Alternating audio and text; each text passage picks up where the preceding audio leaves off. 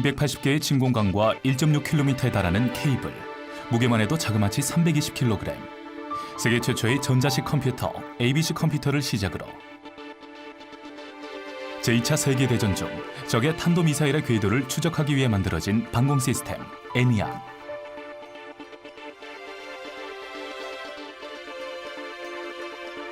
입력과 연산, 출력을 동시에 할 수 있고 자가 테이프 시스템을 사용한 세계 최초 영업용 컴퓨터 유니박을 거쳐 자유자재로 들고 다닐 수 있는 노트북의 원적격인 오스본 포터블 컴퓨터.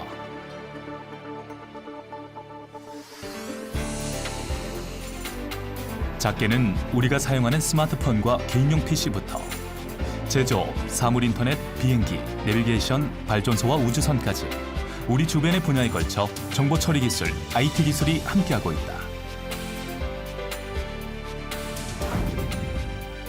대한민국 IT 산업의 어제와 오늘, 그리고 내일의 미래 비전을 기술한국 100대 주역들의 이야기를 통해 알아보자.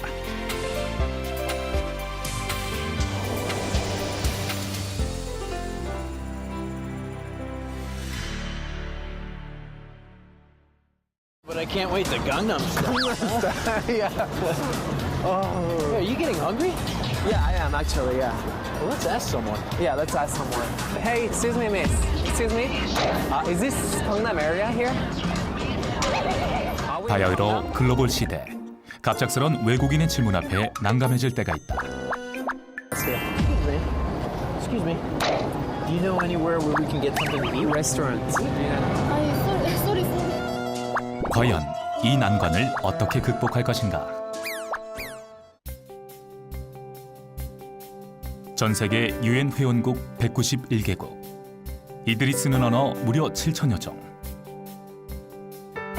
60억 인구가 하나의 공통어를 구사하지 않는 이상 자유로운 의사소통은 과연 불가능한 일일까?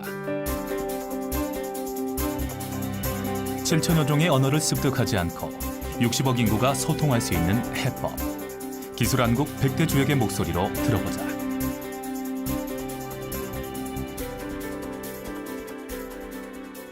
뭐 일반인들이 생각해도 아시겠지만은 통역기를 지금 그 국가 간의 경계가 지금 허물어지고 있고, 그래서 이 통역기의 요구는 갈수록 커지고 있다고 보시면 됩니다. 그래서 지금 현재 각 개인이 들고 다니면서 쓸 수 있는 통역기, 그런 제품이 나오게 된다면 그 시장은 뭐 어마어마하다고 할 수 있죠. 그래서 전 세계 글로벌 기업들도 상당히 관심을 가지고 있고요.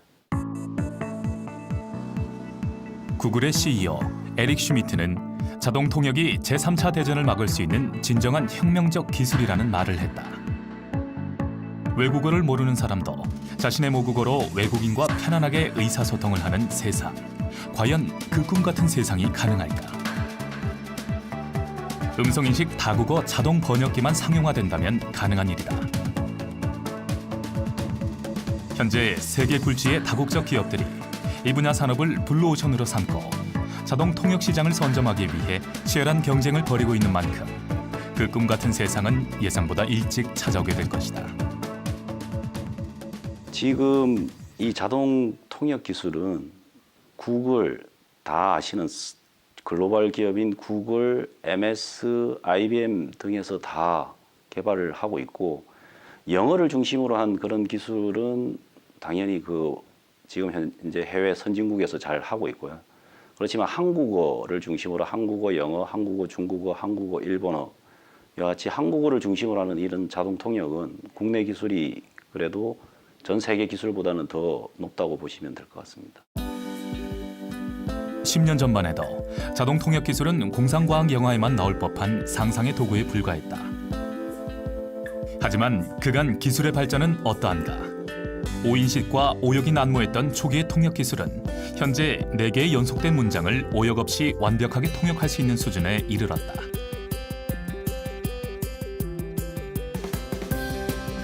무엇보다 지난 2012년 구글에서 14개국 언어에 대해 양방향 통역 서비스를 실시한다고 발표한 이래 전 세계 글로벌 기업들의 자동 통역 기술력은 하루가 다르게 발달하고 있지 않은가. 이 자동 통역이라는 분야는 뭐 전 세계적으로도 거의 1950년대부터 개발을 시도했던 그런 아주 오래된 꿈꿔왔던 그런 기술이고요. 예, 저희 에트리에서도 거의 한 20년 넘게 그렇게 개발을 지금 하고 있고 최근 들어서 실제 사용자들이 쓸 수 있는 그런 정도의 기술 수준까지 저희가 완료를 했습니다. 우리나라 통역 기술력은 한국전자통신연구원이 앞장서고 있다. 1990년대 초반부터 이 분야 산업에 뛰어들어 음성언어 장벽을 허물기 위한 연구기관들의 국제협력체인 시스타에 참여했고 지난 2012년 10월에는 한국어를 영어로, 영어를 한국어로 통역해주는 소프트웨어 지니톡을 선보였다. 이는 한국어 27만 단어와 영어 6만 5천 단어를 지원하고 실제 여행에서 80% 이상 자동 통역이 가능하다. 이는 구글의 자동 통번역 기술과 비교해도 15% 이상 뛰어난 성능을 자랑한다. 지니톡은 저희가 2012년부터 그 한국어와 영어를 통역을 할 수 있는 스마트폰 앱을 대국민 서비스를 시작을 했고요. 그리고 그 다음에 그러니까 작년이죠. 작년에 일본어 그리고 중국어까지 그렇게 통역기를 쓸 수 있게끔 저희가 그 무료로 쓸 수 있게끔 서비스를 제공을 하고 있습니다. 그래서 지금은 한국어와 영어, 한국어와 중국어, 한국어와 일본어 이렇게 지원이 되고 있고 지금 현재 연구소에서는 그 외에 다른 언어들도 지원할 수 있게끔 지금 준비를 하고 있습니다.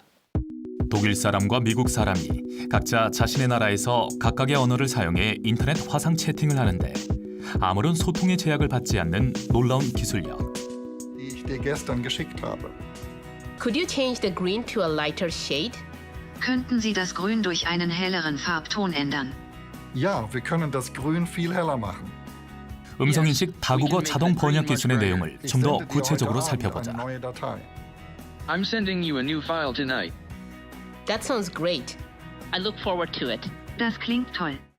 이 자동 통역 기술은 처음에 사람의 음성을 신호를 그 기계가 해석할 수 있는 그런 디지털화 작업을 하고 이거를 인식을 해야 됩니다. 이 신호를 가지고 어떤 말인지 인식을 하고 음성 인식을 하는 그런 기술이 먼저 들어가야 되고요. 그다음에 음성 인식이 되고 난 다음에 그 문장을 다른 언어로 번역하는 자동 번역 기술이 들어가야 되고요. 번역이 되고 나면 다시 이거를 그 나라 말로 들려주는 음성 합성 기술이 들어가야 됩니다. 그래서 이 세 가지 기술이 복합적으로 융합된 고난이도의 기술이라고 그렇게 할 수가 있습니다. 다국어 자동화 번역 기술에는 음성인식, 자동 통역, 음성 합성 기술 등 크게 세 가지 기술력이 요구된다. 음성인식 기능을 사용해 사람의 말을 텍스트 형식으로 변환한 후 이를 자동 번역 과정을 통해 통역하고자 하는 언어의 문장으로 번역한다.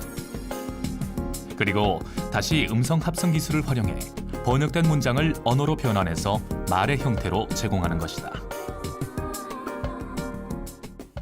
그 언어를 쉽게 개발할 수 있는 그런 원천 기술을 저희가 연구소에서 개발을 하고 그다음에 언어별로 또 이렇게 구축해야 되는 뭐 데이터베이스나 뭐 그런 것들이 있습니다. 그런 것들은 기업들이 또 하게 되고 그래서 그다음에 그 밑에 들어가는 아주 기초적인 원천 기술은 학교에서도 하고 그래서 학교, 연구소, 산업체가 전체적으로 같이 힘을 모아야지 완성될 수 있는 그런 기술이라고 보시면 됩니다. 자동 통역 서비스 경쟁은 빅데이터 싸움으로 불리곤 한다. 대규모 음성 및 이중언어 말뭉치 등의 데이터 확보가 이 분야의 핵심 기술력이기 때문이다. 다시 말해 관련 업체에서 가능한 한 방대한 양의 데이터를 확보하고 학계와 전문가들이 계속해서 기술력을 발전시켜 나간다면 자동 통역 서비스 산업 분야 청사진을 꿈꿔볼 만하다. 지금까지 자동 통역을 개발하는 데 있어서 제일 이 어려운 점이 뭐냐면 자동 번역이 언어별로 다 따로따로 만들어야 되기 때문에 개발 비용도 많이 들고 시간이 많이 걸립니다. 그래서 저희 애트리에서는 하나의 소프트웨어를 가지고 아까 그 언어별로 DB를 표준화된 DB를 이렇게 바꿔 끼우면서 다른 언어로 통역기를 만들 수 있는 그런 원천 기술을 개발을 하고 있고, 그 소프트웨어를 가지고 내년에 스페인어와 불어를 한 1년 정도 기간을 가지고 이렇게 개발을 하려고. 이거는 상당히 의미가 있는 게, 기존에 한 언어를 개발하는데 한 10년 이상 걸렸는데, 저희가 이 원천 기술을 저희가 요번 저희가 국가 과제를 수행을 하고 있는데, 거기에서 원천 기술을 개발을 했고, 그 원천 기술을 가지고 스페인어 불어를 이렇게 제대로 개발이 되는지를 저희가 검증을 하는 그런 단계입니다. 그래서 내년 말 정도 되면 스페인어 불어까지도 사용할 수 있게끔 그렇게 개발이 될 것 같습니다. 많은 전문가들은 음성인식 자동 통번역기 대중화 시점을 2020년으로 잡고 있다. 더불어 그와 관련된 시장 규모가 10조 원에 육박할 것이라 내다보고 있다. 말 그대로 자동 통역기 시장, 미래 IT 산업을 이끌어갈 최고의 동력인 셈이다. 우리의 기술력으로 세계 시장을 선점하길 바라본다.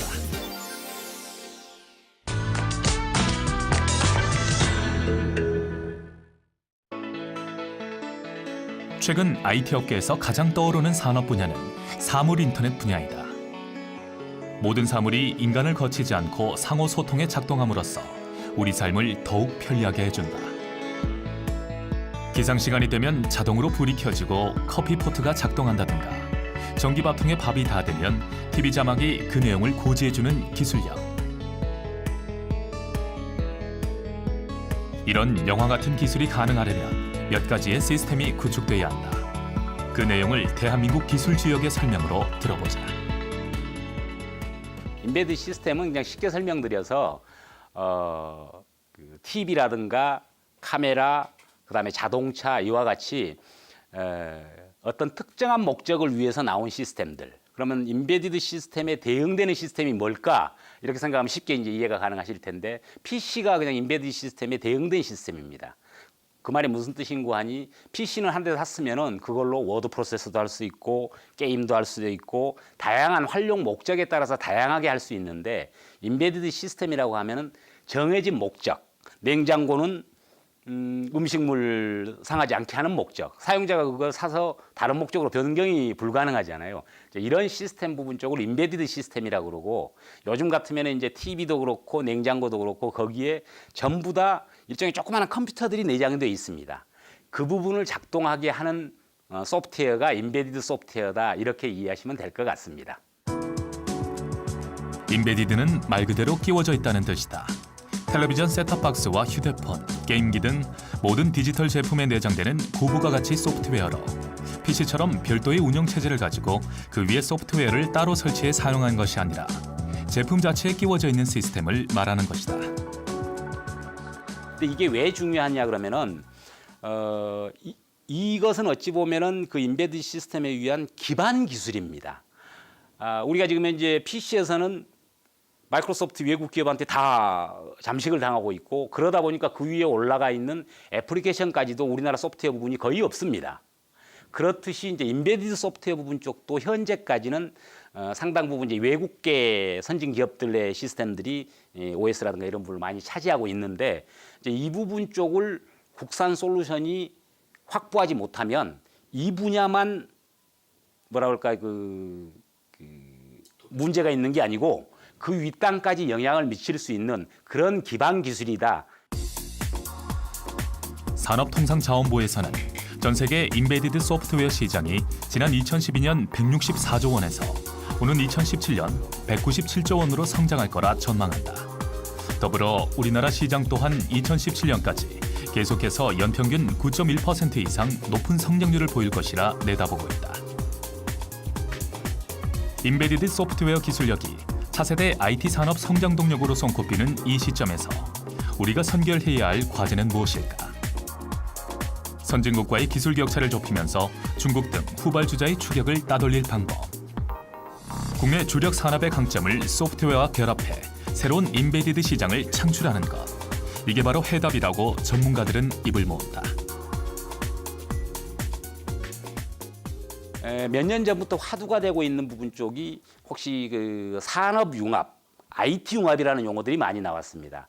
그게 이제 쉽게 풀어서 설명하면은 기존에는 IT는 IT대로 존재를 했고 뭐 산업이라고 하면 이제 자동차나 건설이나 이런 부분들은 그들 나름대로의 또 그 경쟁이라든가 사업이 존재를 했는데 지금 현재 부분 쪽은 큰 흐름상으로 이 모든 부분들이 말 그대로 융합 합쳐진다는 그러니까 이제 전통 산업 자동차 부분 쪽도 요즘은 IT 기술이 들어가지 않으면은 경쟁력이 상당히 도태되는 이런 분야라고 이제 생각이 됩니다. 이제 그러다 보니까는 이런 핵심 기술, 인베디드 소프트웨어에 쓰이는 운영 체계라든가 미들레의 핵심 기능이 없게 되면 전통적인 산업 부분 쪽도 경쟁력을 이룰 수 있다.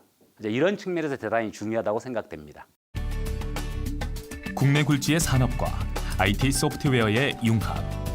자동차 인베디드 소프트웨어를 예로 들어보자.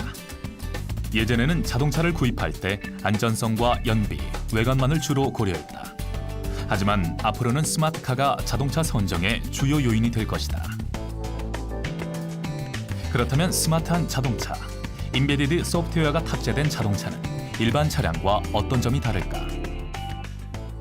그 인베디드 운영 체계 부분 쪽은 한 10여 년 정도 계속적으로 투자를 해서 개발을 하고 있는데 흔히 얘기하는 이제 마이크로소프트의 PC에 들어가는 마이크로소프트 윈도우즈 OS에 대응되는 인베디드용 OS 부분 쪽을 개발을 하고 있습니다. 제품명은 저희들이 네오스라고 넥스트 제너레이션 OS 이래서 이제 네오스라는 이름으로 본격적으로는 한 4년 전부터 국방이라든지 자동차 시장 특히 이제 저희들이 흔히 얘기하는 미션 크리티컬하다고 많이 얘기를 합니다. 그러니까 특정한 목적을 원활히 수행시킬 수 있는 그런 분야에 필요한 OS 부분 쪽을 개발을 하고 있는 상황이고요.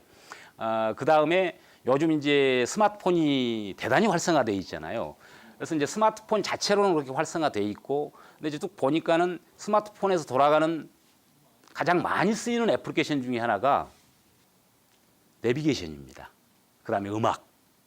근데 이제 역시 곰곰이 생각해 보면 자동차에서도 내가 차를 탔을 때 가장 많이 하게 되는 게 내비게이션 틀어놓고 있는 거고요. 그 다음에 음악, 뮤직 플레이 하고 있는 부분인데 그래서 자동차에서 별도로 그런 기능을 구현할 게 아니고 스마트폰에 있는 기능을 그대로 활용하자. 그래서 스마트폰에 있는 내비게이션이라든가 뮤직 플레이어라든가 이런 부분들을 그대로 활성화할 수 있게 다시 말씀드려서 자동차에서 스마트폰 기능을 변경 없이 그대로 활용할 수 있는 그런 솔루션 부분 쪽을 현재 개발을 하고 있습니다. 자동차 한 대에는 A4 용지 400만 장 분량의 인베디드 소프트웨어가 내장된다. 운전자가 스마트폰 앱을 이용해 시동을 미리 켜고 끄는 것은 물론 차량 실내 온도를 조절하고 전자 제어 장치를 컨트롤해 최적의 주행이 이루어지도록 조절하는 것도 가능하다. 차량 인베디드. 한마디로 자동차로 이동하는 컴퓨터를 만들어내는 셈이다. 기술력, 그렇게 개발하고 있는 사람들의 기술력 자체는 저희들은 동등 수준이라고 생각하고 있고요. 근데 이제 그렇게 그런 사람들이 개발해서 개발된 산출물, 말 그대로 제품이 되겠죠. 솔루션 내지는 제품이 되는데 이 제품 부분 쪽에 기능상의 측면에서는 글쎄 한 90% 수준? 그러니까 완벽하게 캐치업을 못하는 게 100%까지는 경쟁 제품에서 온 것은 분명한 사실입니다. 그 부분 어디서 나온 상황이냐 그러면은 아까 개발자의 양이라든가 이런 부분들에서 나온 상황이기는 합니다. 근데 그럼에도 불구하고 저희들이 크게 우려를 안 하는 부분 쪽이 사실은 100%라고 하는 기능 부분 중에 한 30, 30% 정도는 일종의 액세서리스도 있고요. 핵심적으로 쓰이지 않는 데코레이션성의 기능들도 많아서 저희들은 이제 그 경쟁 포인트 부분에서는 뒤지지 않는다고 보고요. 저희들이 종사하는 분야는 그렇다는 뜻입니다. 그 다음에 이제 자동차에 하고 융합하는 그런 솔루션이라든지 이런 부분들 쪽은 외국하고 동등합니다. 기능, 성능 이런 측면에서. 우리 스스로는 인베디드 소프트웨어 기술력이 세계적 반열에 올랐다고 자부하지만 많은 전문가들은 아직은 가야 할 길이 멀다고 한다. 인베디드 소프트웨어가 제품의 본질을 결정짓고 부가가치를 창출하는 미래 IT 산업의 성공 동력으로 자리 잡기 위해서는 정부와 기업, 학계 등 각계에서 능력을 충분히 발휘할 수 있는 기반이 조성돼야 한다. 각각의 능력이 100% 발휘돼야 비로소 커다란 시너지 효과가 발생될 것이다. 핵심 기술이라기보다도 어차피 모든 일은 사람이 하는 거잖아요. 그래서 결국은 역량이 있는 개발자 부분 쪽이 뭐 크게 얘기하면 이제 그 사람이라는 부분도 있고 그다음에 그 사람들이 체계적이고 효율적으로 일할 수 있는 일종의 프로세스라고 그럴까 이제 이런 부분이 결부되는데 아무튼 근본적으로는 개발 역량을 갖추고 있는 우수한 개발자입니다. 임베디드 소프트웨어 선진국에 비해 비록 후발주자로 뛰어들었지만 국내 임베디드 소프트웨어 시장은 정보통신 및 자동차 등 대부분 분야의 산업 성장에 힘입어 계속해서 성장하는 분위기다. 무엇보다 국가 차원에서 지속적인 지원 정책 마련, 계속된 시장의 성장과 국내 기업들의 적극적 참여로 앞으로의 전망은 더욱 밝을 것이라 기대된다. 최근에 화두가 되고 있고 향후 한 5년 정도에 대단히 이쪽 뭐 어느 분들은 제3의 산업혁명이라고도 이런 부분 쪽이 사물 인터넷 통신이라고 IoT라고 많이들 얘기하는 그 분야 부분 쪽이 급속도로 지금 이제 발전을 하고 있습니다. 근데 이제 거기에서 역시 필요한 기술 중에 핵심 요소가 뭐냐 그러면은 아까 얘기했던 임베디드 소프트웨어 부분 쪽이 반드시 거기에 들어가 있어야 되는 이제 그런 영역입니다. 현재 조금은 더디게 가고 있는 것 같지만은 정부 쪽에서도 그렇고 중소기업 그다음에 상당 부분 많은 저희 회사도 대비를 하고 있고 그 IoT 분야 부분 쪽에는 많이 대비를 하고 있고 발빠르게 움직이고 있습니다. 생체 청신호를 측정하는 장신구, 지문인식으로 작동하는 신용카드, 스마트 더스트와 나노봇, 개인학습기와 자동운전 자동차까지 임베디드 시스템을 기반으로 한 미래 산업, 대한민국의 기술력으로 이끌어가길 바란다.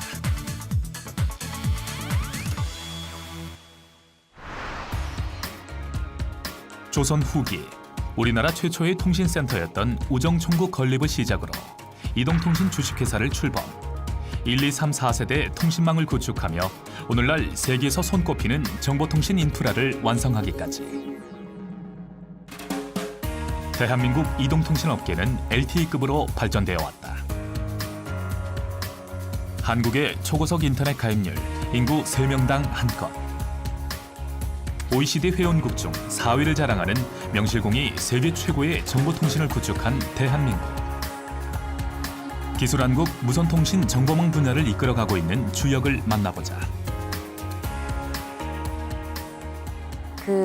저희가 이제 5세대라고 하는 그 세대는 기술의 발전을 의미하는 거고요.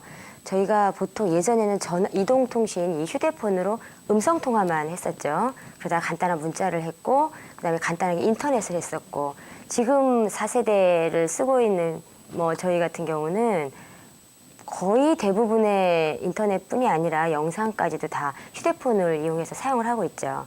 근데 이제 여기에서 더 발전을 하면 5세대라는 거는 거기에서 홀로그램까지도 되고, 내지는 지금 현재 저희가 체험할 수 있는 주변에 기기를 통해서 할 수 있는 모든 체험이 이동통신을 통해서 가능하다라는 거죠. 그리고 훨씬 빨라지고, 그리고 굉장히 똑똑해지고, 그런 게 5세대입니다.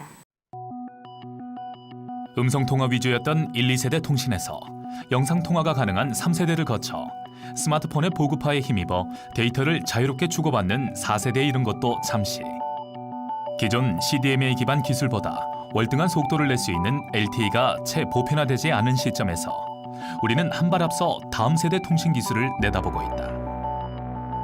이름하여 5세대 소프트웨어, 기가바이트 유선랜 정보통신 산업이 바로 미래 통신업계를 이끌어갈 새로운 기술력이다.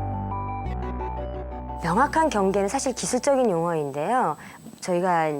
저도 이제 국제 표준화 작업을 하러 다닙니다만, 기본적으로 세대의 구분은 그동안은 속도의 차이 이런 걸로 구분을 했었고요. 어느 정도 속도의 차이로 경계를 구분짓던 3세대 이후부터는 기술의 차이, 기능의 차이도 있습니다. 어떠한 기능들이 더 들어가느냐 이런 차이도 있기 때문에 실질적으로 기술적인 용어를 여기서 말씀드리긴 좀 그렇고요. 가장 중요한 세대의 구분은 속도, 얼마나 빠르게, 그리고 얼마나 편리하게, 얼마나 안전하게, 그러한 구분이 세대를 구분할 수 있는 건데, 4세대에서 5세대로 넘어갈 때는 그런 어떤 거에 좀 더 플러스해서 얼마나 내가 편리하고 좀 다양한 서비스를 쓸 수 있느냐, 그런 것까지 아마 부가적으로 추가가 돼서 5세대로 발전할 것 같습니다. 이동통신은 음성통화 위주였던 1, 2세대에서 영상통화 기능이 가능한 수준 3세대를 거쳐 데이터를 자유롭게 주고받는 4세대 통신으로 발전하게 이르렀다. 스마트폰 대중화로 인터넷 접속이 자유로워지고 다양한 서비스가 제공되면서 데이터 수요가 기존의 3세대 방식으로는 감당할 수 없을 만큼 폭발적으로 늘어났기 때문이다. 하지만 세상은 계속해서 발전하고 기술은 눈부시게 성장한다. 통신 기술의 기반은 비단 스마트폰에만 머무르지 않고 개인 클라우드와 같은 새로운 형태의 서비스를 지속적으로 만들어낸다. 그리고 이는 보다 많은 데이터를 한 번에 처리할 수 있는 기술력을 요구하게 된다. 결국은 스마트폰과, 그러니까 스마트폰이라는 이제 그 용어 자체가 아마 무색해질 거예요. 그러니까 결국 성능도 좋아지고, 결국은 또 지금 쓰고 있는 우리 PC들도 결국은 뭐 그 성능이 발달을 하지만 그게 인프라를 유선으로 쓰느냐 무선으로 쓰느냐의 차이에 의해서 우리가 이동통신이냐 유선통신이냐 얘기를 하잖아요. 그래서 아마 그런 것들이 거의 다 어우러지는 그런 시대가 5G의 진정한 시대가 아닐까 그런 생각을 해봅니다. 5세대 통신 기술은 기존의 2GHz 이하의 주파수를 사용하던 4세대 통신과 달리 28GHz의 초고대역 주파수를 사용하게 된다. 때문에 5세대 이동통신은 4세대에 비해 최대 1000배 이상 빠른 속도를 낼 수 있으며 연결에 소요되는 지연 시간도 빠르게 단축시켜줄 수 있다. 5세대 통신은 사람과 사물 그리고 정보를 언제든지 하나의 서버로 쉽고 편리하게 연결시켜줄 수 있는 기술력이다. 그렇다면 5세대 통신이 상용화된다면 우리는 얼마나 많은 변화를 체감할 수 있을까? 현재 4세대 통신으로 800MB 용량의 영화 한 편을 다운받기 위해서는 평균 1분 25초가 소요된다. 하지만 5세대 이동통신을 이용할 경우 단 1초면 초고화질 영화 한 편을 다운받을 수 있다. 사실은 기술이 많이 발달하면서 그 기술의 용어들이 우리 실생활에 많이 이제 스며들면서 메가, 기가의 차이를 아시는 거이거든요. 근데 이제 그 기가라는 거는 사실은 수치에 불과한 게 아니라 저희가 체험을 할 때 보면 눈 깜짝할 사이라고 생각을 하시면 되는데 그게 사용자한테도 가능한 그런 시대가 됩니다. 즉 휴대폰을 통해서도 이제 가능하게 아마 5G 시대에는 그것이 목표이기 때문에 아마 가능할 거라고 예측을 합니다. 5세대 통신과 관련된 연구 분야로는 대표적으로 기가바이트 사업을 꼽을 수 있다. 이는 밀리미터파 통신 기술 개발, 초다시점 단말기 개발과 홀로그램 기술 개발, 기가급 컨텐츠 및 소프트웨어 플랫폼 등이 그 대표적인 내용이다.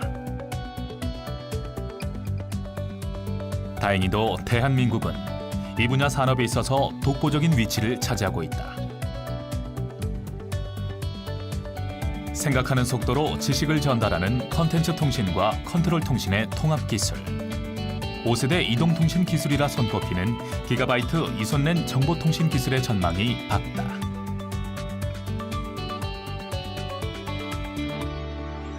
5G 5세대라는 게 이동통신망뿐이 아니라 유선망, 광, 그러니까 옵티컬 네트워크까지 다 지금 동반 성장을 하고 있고요. 기술의 동반 성장도 이루어지고 있고 그래서 기간망과 이런 제품 기술과 서비스 기술과 이동통신 자체의 기술까지도 동반 성장을 하고 있기 때문에 전체적인 아마 성장을 이루어서 5G가 완성될 거라고 생각을 합니다. 업계에서는 5세대 통신 기술 상용화로 기기 및 장비의 수출과 내수를 통해 총 331조 원의 매출 효과와 국내 통신 시장에서 총 68조에 이르는 시장 가치를 창출할 것으로 예상하고 있다. 신산업혁명이라 일컬어질 만큼 높은 투자 가치를 지닌 5세대 이동통신. 세계 휴대폰 시장 점유율 1위와 앞선 LTE 기술로 이동통신 분야 세계 최고를 자부하는 대한민국이 주도권을 잡아야 할 것이다.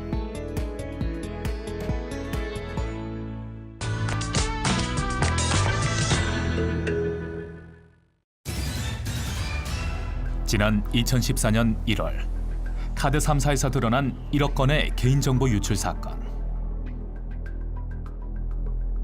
온 국민은 패닉 상태에 빠졌고 기업의 신뢰도 및 대외 이미지는 바닥으로 추락하고 말았다. 2008년 이래로 평균 4번 이상의 개인정보를 도난당해왔다는 대한민국 국민들. 과연 이대로 괜찮은 걸까? 인터넷 속도를 높이는 것만큼 방대해진 IT 시장에서 정보 보안도 중요한 기술력. 이 분야에 대한 기술 지역의 이야기를 들어보자. 일반적으로 많은 분들한테는 아마 DRM이라고 알려져 있는데 저희 이제 그 제품으로는 이제 내부 자료 유출 방지 솔루션이라고 합니다. 이제 뭐냐면 기업이나 공공기관의 어떤 중요한 문서들이 외부로 유출되었을 때 그 유출로 인한 피해를 막기 위해서 그래서 원천적으로 문서를 암호화함으로써 그러니까 유출이 되더라도 밖에서 사용할 수 없도록 이제 하는 것을 가장 기본적으로 이제 하는 기능이고요. 최근 사회적 이슈가 되고 있는 개인정보 유출을 근본적으로 방지하기 위해서는 정보의 라이프 사이클 전반에 걸친 입체적이고 상호 유기적인 보안 설계가 필요하다. 정보 보안의 대표 요소로는 문서 및 컨텐츠 보안, 문서 중앙화 및 가상화, 출력물 보안, 위변조 방지 및 모바일 보안, 그리고 CCTV 영상 보안 등을 꼽을 수 있다. 이러한 보안 요소들을 안전하고 효율적으로 관리하는 아키텍처 설계의 프로세스. 이게 바로 보안 프로그램의 첫발이다. 보안이라는 게 어떻게 보면은 실질적으로 다른 그 소프트웨어랑 틀리게 사용자한테 편의성을 주는 제품이 아니다 보니까 사실 많은 분들이 이제 그 부분을 되게 어떻게 보면 보안 소프트웨어에 대한 되게 인식이 안 좋거든요. 그러니까 보안을 하다 보면 사용자의 불편이라는 게 사실 아주 없을 수는 없는 게 사실입니다. 그런데 아직까지 저희 나라 같은 경우는 이 보안이라는 개념이 그냥 소프트웨어 하나를 도입하면 알아서 되겠지. 이제 그런 좀 경향도 많고요. 이 세상에 100% 보안은 없다. 방어벽을 구축했다고 해서 PC나 업무용 단말기를 안전하게 보호할 수 없는 것과 마찬가지로 보안 목적을 달성하기 위해서는 다양한 수단과 관리적, 제도적 방안이 함께 수반돼야 가능한 일이다. 보안 기술력의 발전과 더불어 해킹하는 기술력도 계속해서 발달하기 때문에 이를 막기 위해서는 끊임없는 연구와 노력이 필요하다. 지키고자 하는 것이 가치가 있으면 반드시 필요한 게 보안입니다. 그리고 보안이라는 게 꼭 어떻게 보면은 우리가 일상생활에서도 그 집에 자기 전에 창문을 잠그듯이 마찬가지로 보안이라는 게 어떻게 보면은 이 소프트웨어에서도 반드시 필요한 거거든요. 그렇다면 국내 보안 소프트웨어의 현주소는 어떠할까? 보안이라는 목적을 달성하는 데 필요한 기술력을 100% 충족시킬 수 없다는 사실을 전제한다면 대한민국의 보안 소프트웨어 분야는 상당히 높은 수준에 이르렀다고 볼 수 있다. 대표적인 내용을 살펴보면 해킹을 차단하는 DRM 방식과 해킹이 발생했을 때 추적이 가능하게 해주는 시스템, 워터마킹 소프트웨어를 꼽을 수 있다.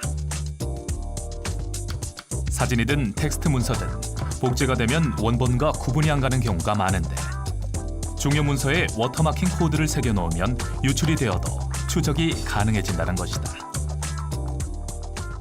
IT가 점점 발전을 할수록 어차피 이제 옛날에는 그 물리적인 전쟁만 있었지만 요즘은 이제 가장 많이 하는 게 사이버 전쟁이지 않습니까?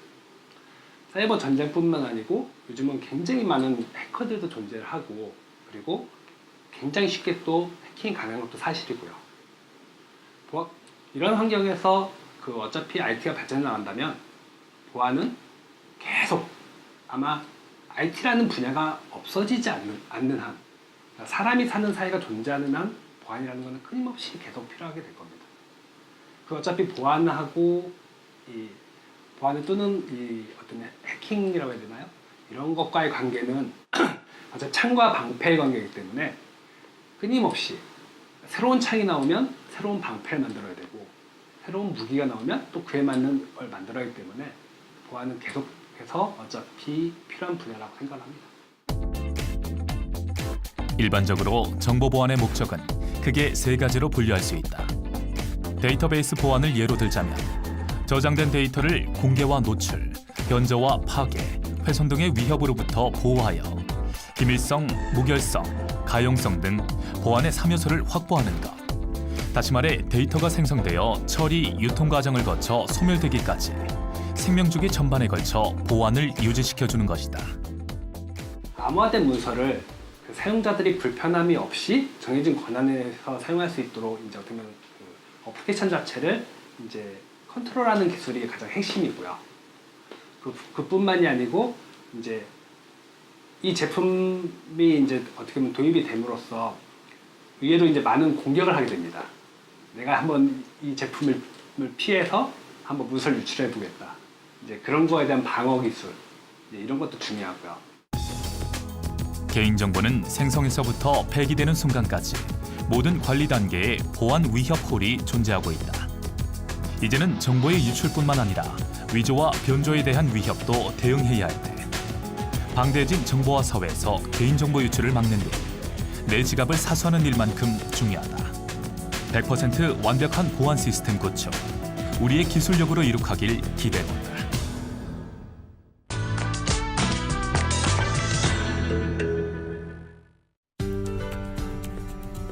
최근 IT와 스마트폰 기술이 발전하면서 이를 활용한 의료 산업도 두각을 나타내고 있다.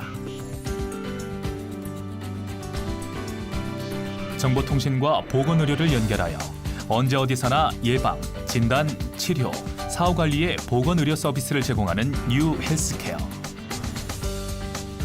의료와 IT를 접목해 의사가 시간적, 공간적 제약 없이 환자를 원격 진료할 수 있는 시스템으로 이는 의료 접근성이 떨어지는 의료 취약계층에 혜택을 줄 수 있다는 점에서 21세기 복지 인프라로 평가된다.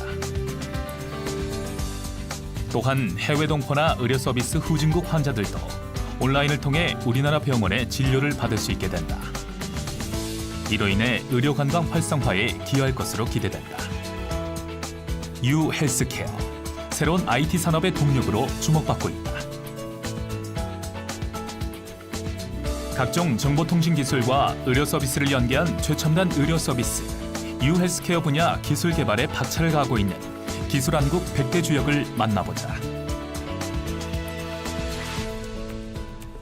지금 US케어 그러면 어떻게 보면 보건의료와 ICT의 접목입니다. 그래서 US케어라는 말은 되게 많은데 아직 일반인들한테는 그렇게 친숙하지는 않아요. 그래서 사실 모르시는 분들이 많은데요. 아주 쉽게 설명을 드리면 우리가 소위 알고 있는 여러 가지 혈압계, 혈당계, 체성분 분석계 또는 이렇게 팔목에 차고 다니는 이런 활동량계 또는 뭐 신장계 이런 여러 가지 그 전에 건강 상태를 측정하던 디바이스에 무선통신이라든지 유선통신, 통신 기능이 붙어서 그 데이터가 편하게 측정만 하면 자동으로 서버로 전송이 되고요. 그 서버 내에서는 이제 전문가 지식이 결부된 여러 가지 분석 알고리즘을 통해서 그분한테 맞춤형으로 그분의 건강 상태를 호전시킬 수 있도록 여러 가지 자문을 해주고 또는 이제 건강 관리를 해주는 그런 서비스라고 보시면 됩니다. 국내 산업에서는 물론이고 글로벌 트렌드로 떠오르고 있는 뉴 헬스케어. 과거 헬스케어 산업이 특정 환자에 대한 치료를 목적으로 발전되어 왔다면 이제는 개개인에 맞춰 일상적으로 관리하는 영역으로까지 확대되고 있다. 의료행위의 공간도 병원에 국한되는 것이 아니라 개인이나 가정에서 직접 관리가 가능해지고 있는 것이다. 이 같은 흐름에 따라 대형 병원 역시 자회사를 설립하거나 의료정보업체와 손을 잡고 뉴 헬스케어 서비스를 시행하고 있는 실정이다. 지금 저희가 하는 부분은 원격 그 건강관리 서비스라 그래서 그 의사가 아닌 영양사라든지 운동사라든지 간호사라든지 이런 전문 직종이 예방 차원에서 그분의 이제 식이라든지 운동 거의 보면 건강 행태에 맞춰져 있습니다. 그래서 사실 만성질환을 생활습관병이라고 하듯이 생활습관만 잘 지켜주시면 사실 만성질환은 안 갈 수도 있거든요. 그래서 그 부분에 더 포커스를 둬서 그런 생활습관을 교정하는 서비스라고 보십니다. 근데 거기에 이런 여러 가지 디바이스를 이제 활용을 하는 것이죠. 뉴 헬스케어 서비스, 당뇨병 환자의 질병관리 서비스를 예로 들어보자. 작은 테스트 용지 위에 검사를 위한 피를 떨어뜨린다. 그러면 액정 화면에 혈당 수치가 표시되면서 동시에 앱과 전용 사이트로 데이터가 전송된다.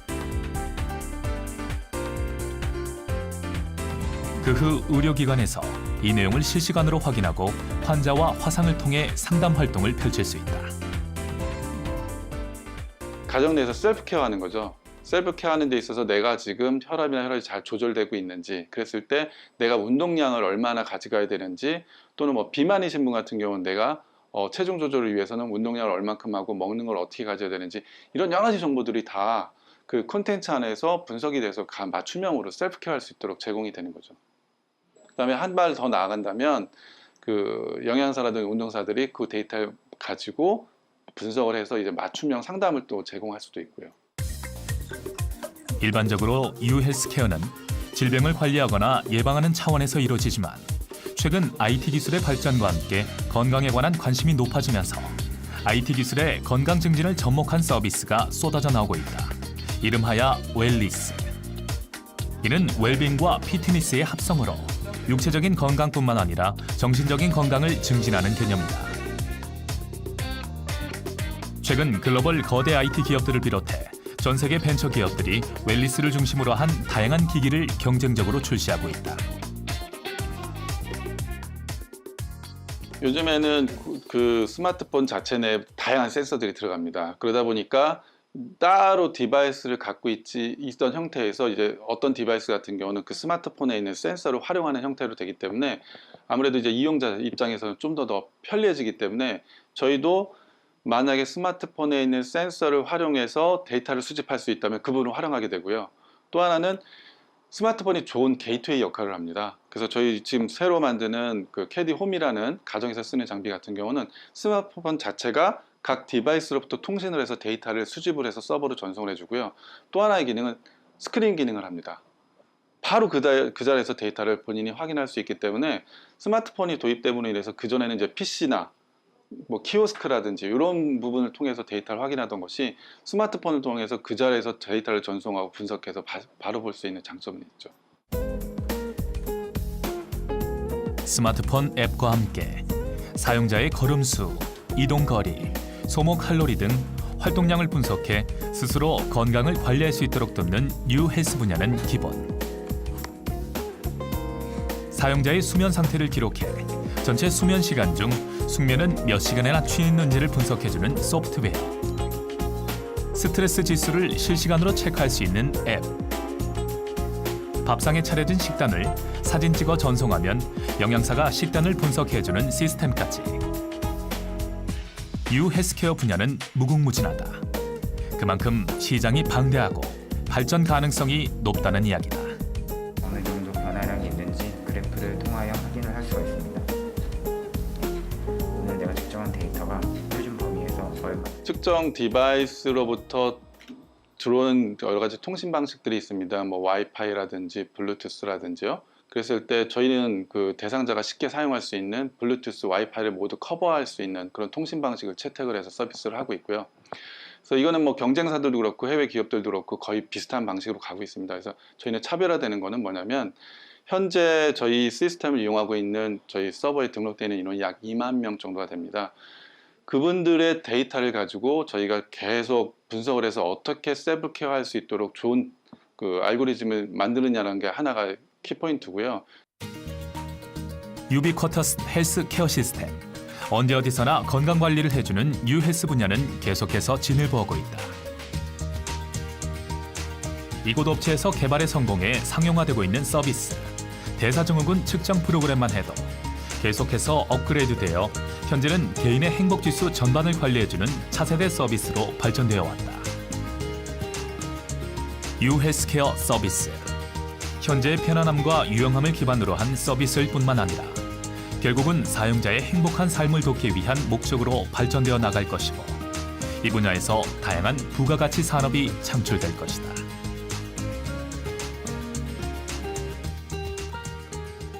앞으로는 뭐 아시다시피 뭐 웨어러블 디바이스라든지 또는 스마트폰의 다양한 센서를 활용한 디바이스들이 많이 나오거든요. 그래서 액세서리라고 해가지고 스마트폰에 뭐 부착을 해가지고서 그 기능을 더 강화시킨다든지 하는 여러 가지 장비들이 나오고 있기 때문에 저희들도 뭐 중소기업이기 때문에 모든 제품을 생산할 수는 없고요. 그런 좋은 아이디어의 제품들이 나온다면 저희 시스템하고 얼마든지 연동을 해서 그 소비자에게 더 나은 서비스를 제공하려고 노력하고 있습니다. 전 세계적으로 인구 고령화와 만성 질환자의 증가로 의료비 부담이 커지면서 질병의 예방 차원에서 접근해 보다 나은 삶의 질을 추구하는 데 필요한 든든한 동반자로 자리 잡은 뉴 헬스케어. IT 융합 의료기기와 진단 분야의 높은 기술력을 바탕으로 전 세계 뉴 헬스케어 산업 분야에서 대한민국의 장밋빛 미래를 기대해본다.